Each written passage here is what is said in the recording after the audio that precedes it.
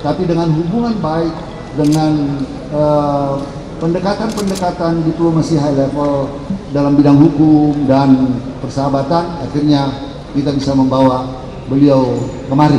10 tahun SBY gagal ciduk pembobol bank, cukup 6 tahun Jokowi mampu ekstradisi Maria. Ditulis oleh Manuel Mawengkang dari siwa.com. Sebelum kita lanjut, jangan lupa klik tombol subscribe dan nyalakan loncengnya agar tidak ketinggalan informasi terbaru dari Redaksi TV. Sebenarnya kalau bicara metode kepemimpinan dan strategi politik seorang presiden, kita harus melihat bahwa ini seharusnya merupakan hal yang krusial dan menjadi daya jual dari seorang presiden bisa dipilih oleh rakyat. Seharusnya presiden jualan strategi dan bukan agama seperti yang dikerjakan oleh pemimpin-pemimpin daerah lainnya. Bahkan yang pernah digembar-gemborkan oleh pendukung Prabowo terkait keislaman daripada Joko Widodo. Bicara tentang kepemimpinan yang menjadi tolok ukur sejatinya merupakan kinerja, kerja dan strategi dalam mengambil keputusan. Disinilah Jokowi unggul jauh langit dari kerak bumi dibandingkan beberapa pemimpin sebelumnya, seperti SBY yang sering main perasaan, Soeharto yang main kekuasaan absolut. Joko Widodo dengan kebaikan-kebaikannya menjalankan tugas dan tanggung jawabnya dengan baik dan mengedepankan hukum di dalam mengambil keputusan yang terkait tentang hukum. Buronan tersangka pelaku pembobolan Bank BNI bernama Maria Pauline Lumowa pada akhirnya diekstradisi dari Serbia dan dijadwalkan tiba di Indonesia pada hari Kamis 9 Juli 2020 pagi. Orang ini sudah 17 tahun buron dan Yasona dengan gembira menyampaikan bahwa mereka pemerintah pusat telah resmi menyelesaikan proses handing over atau penyerahan buronan atas nama Maria dari pemerintah Serbia ke pemerintah Indonesia.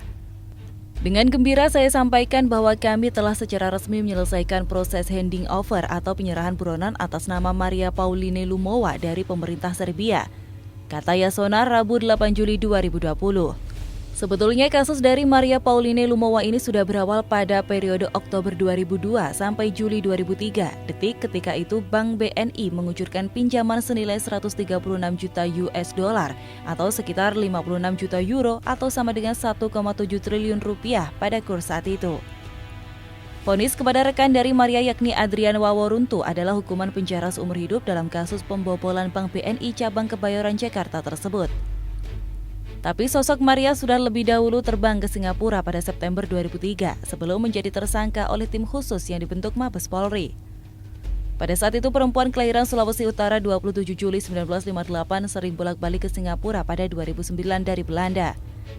Pemerintah Indonesia pun sempat mengajukan proses ekstradisi kepada pemerintah kerajaan Belanda, yakni pada tahun 2014 dan 2010, karena ternyata dia merupakan warga Belanda sejak tahun 1979. Bangun pemerintah kerajaan Belanda menolak dan anehnya pemerintah kerajaan Belanda pun memberikan opsi agar Maria disidang di Belanda ketimbang di Indonesia.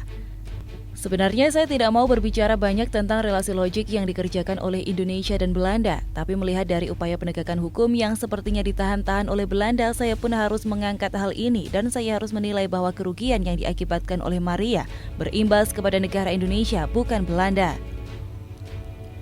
Jadi memang secara perdebatan, logisnya warga negara Belanda itu harus diproses hukum di Indonesia tentunya. Karena kerugian itu terjadi di Bank Indonesia. Setelah 2.300 dimunculkan oleh Interval kepada Maria, ia akhirnya ditangkap 16 tahun kemudian oleh Serbia pada tanggal 16 Juli 2019.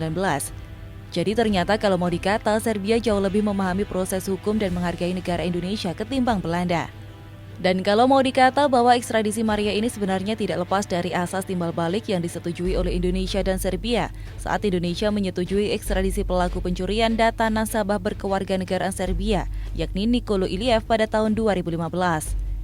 Disinilah sepak terjang Jokowi dalam bersahabat dengan negara-negara lain, tidak seperti Prabowo yang sering mengasing-asing ke negara lain dan mengasingkan negara yang dianggap bisa diserang secara politik, kebudayaan, suku, ras, agama, dan antar budaya. Dan dari sinilah kita melihat bagaimana kinerja Jokowi secara langsung menginjak-injak kinerja pemimpin-pemimpin sebelumnya yang tidak becus melakukan hubungan diplomatik antara dua negara.